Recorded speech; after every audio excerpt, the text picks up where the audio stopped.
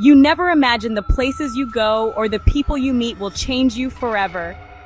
You may not believe this story, but this encounter transformed my life. I was once the daughter of a ruthless and wealthy man. We never got on well as he considered me an embarrassing tree-hugging activist, but this is the story of something disturbing that happened. I never wanted to come here, but my father insisted. This was supposed to be the crown jewel in his empire. He said it was time to bury the hatchet, to reconcile our differences. What he really wanted was a photo op, a smiling family portrait in front of his latest conquest. Emma, we finally made it. Dad, this is wrong. The locals warned you. The forest doesn't want this. Kid, there are two types of people in this world. Those who make the rules and those who follow them.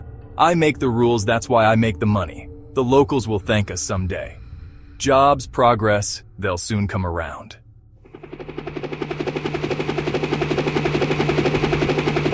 Now let me show you what we've accomplished.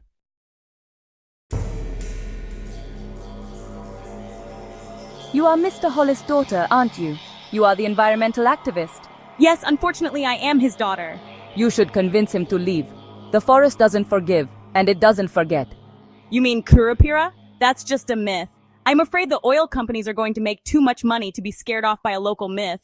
He's no myth, Emma. He's the forest guardian. We've seen his signs, the backward footprints, the silence of the animals. Stop your dad before it's too late, please. Your father's celebration, it's an insult.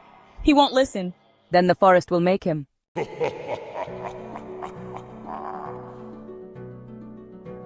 I saw footprints, everybody, but somehow they were backwards. Jeff, I am afraid you've had too much champagne to drink. What was that? Can you guys hear that laugh? I turned sharply, but there was nothing there.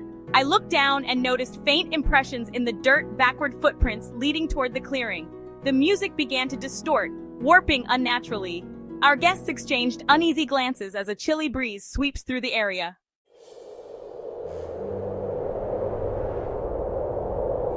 It's just the wind. Stay calm. What's happening? He's here.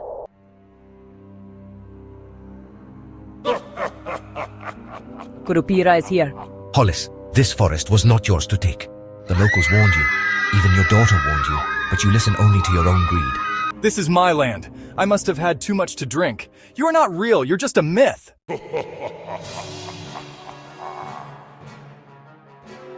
Emma, you are pure of heart. Take Luce and run now. This is one of the mercies the forest will show you.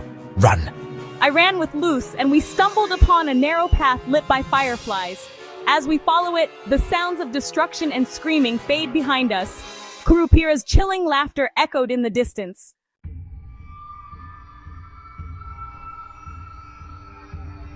Ms. Hollis, can you tell us what happened? The forest, it doesn't forget, and it doesn't forgive. I walked away, leaving the reporters stunned. The papers reported the forest fires were the result of excessive partying. They called it the greatest tragedy of recent history.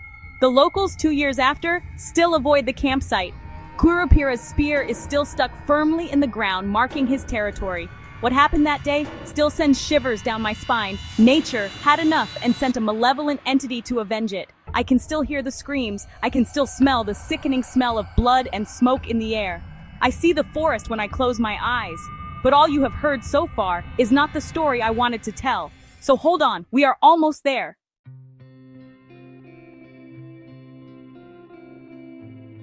It has been over 5 years since the tragedy and I sold my father's company. Luce and I have done some real good work with the money, setting up a foundation to help the people of the forest. But there is one multinational company that just won't leave the forest. Recently, I have been feeling really angry. There is a fire within me that I fear will soon be out of control. It is like the forest put someone else inside of me. And that person is waiting to be unleashed on those who harm the forest.